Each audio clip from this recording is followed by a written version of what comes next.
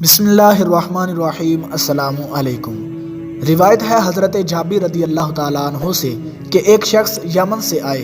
انہوں نے نبی کریم صلی اللہ تعالیٰ علیہ وآلہ وسلم سے اس شراب کے متعلق پوچھا جو ان کی زمین میں پی جاتی ہے، جوار کی ہوتی ہے، اسے مزر کہا جاتا ہے۔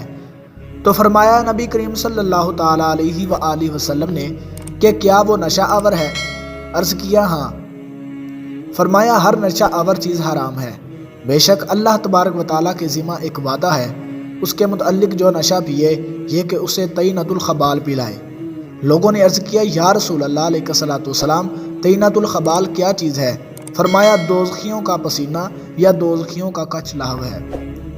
حضرت ابن عمر رضی اللہ تعالیٰ عنہما سے روایت ہے کہ رسول پاک صلی اللہ تعالیٰ علیہ وآلہ وسلم نے فرمایا، اللہ تبارک و تعالیٰ نے 3 قسم کے لوگوں، ہمیشہ شراب پینے والے، والدین کے نافرمان اور دیوس جو اپنے اہل و عیال میں زنا برقرار رکھنے والا ہو، پر جنت کو حرام قرار دے دیا ہے۔